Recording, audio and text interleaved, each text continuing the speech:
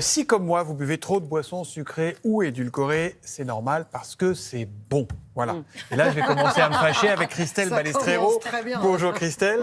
D'abord, pourquoi on n'arrive pas à résister à ces boissons-là? Moi, j'ai l'appel du frigo là sur le Coca. Ah, l'appel du frigo, on en parlera justement. Frais là, je me et limite à pétillant. 2 max par jour en ce moment. C'est beaucoup trop. Deux canettes. 2 canettes par jour. C'est du zéro. Oui, mais quelle même. taille? Enfin bon, on 33 peut centilitres. reparler du zéro après, mais deux canettes de boissons de soda par jour, c'est pas bien, mais bon, ça vous le savez.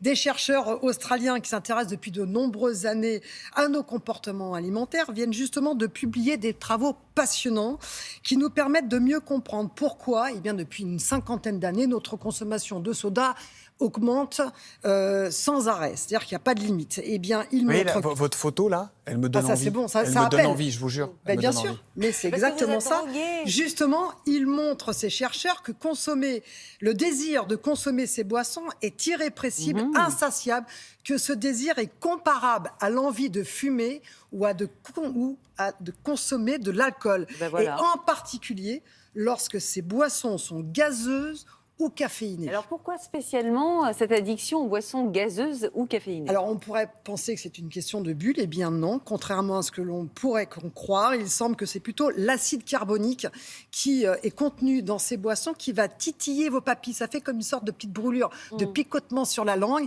et ça apporte du plaisir. Et deuxièmement, lorsque les boissons sont pétillantes, le sucre est mieux dilué. On ne sent pas trop que c'est très sucré. Est-ce que vous avez déjà bu une boisson, un soda qui a été ouvert depuis quelques heures où il n'y a plus tout de bulles? Oui, on a l'impression que c'est beaucoup plus sucré. Beaucoup plus sucré. Ouais. Donc vous imaginez, en fait, quand vous buvez ce soda qui est pétillant, eh bien vous avez l'impression de boire fraîcheur, de fraîcheur et de boire moins de sucre. Or, il y a beaucoup de sucre. Et en plus, on a envie de caféiner, en particulier lorsque vous êtes fatigué.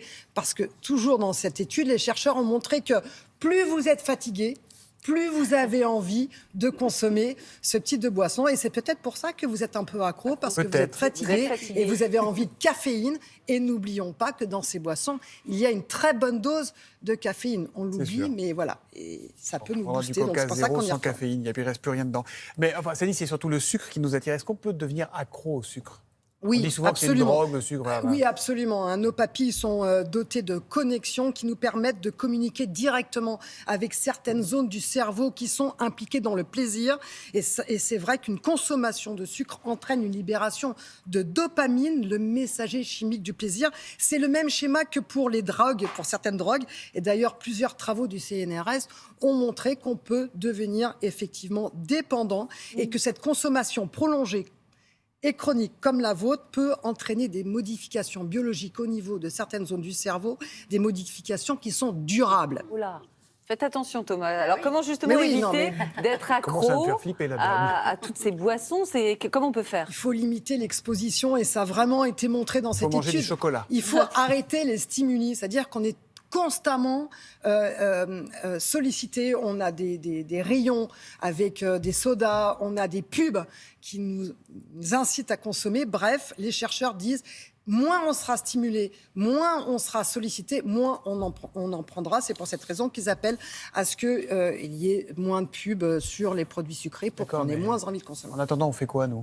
En attendant, déjà, vous essayez de consommer moins. Ok, je m'engage un par jour. Un par jour, progressivement. Vous me reposerez la question la ne stockez semaine prochaine. pas vos sodas dans votre réfrigérateur. Parce qu'évidemment, quand vous ouvrez... Vous savez quoi? Parce que moi, depuis que j'ai essayé de passer à 2, je n'en mets que 2 par jour dans le frigo. Les autres sont au chaud. Parce qu'avant, vous étiez à combien?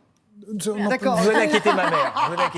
Okay. Et pas de gaz, d'un point de vue de l'estomac de Thomas, c'est pas terrible. Pas de soda dans le réfrigérateur, parce que si c'est frais et à disposition, vous allez les consommer, vous les stockez dans un placard. Quand c'est chaud, on les consomme pas. Et puis, il faut aller vers des aliments à index glycémique bas. J'en ai déjà parlé, c'est-à-dire manger du pain complet, des pâtes complètes, etc. J'ai entendu dire que l'aspartame, tout ça, appétence au sucre. Il paraît que oui, c'est pas bien. Absolument. C'est-à-dire qu'en fait, même s'il n'y a pas de sucre, on pourrait stimuler ces schémas du plaisir, et donc on pourrait devenir accro. Non, mais il faut qu'on... Une eau pétillante. Non, mais il faut vraiment qu'on prenne le temps de se parler tous les deux, Thomas. Il y a des choses à faire. Je vais lancer le Coca Challenge, un par jour, pas plus. Je m'engage devant la France entière. Mais moi, je vais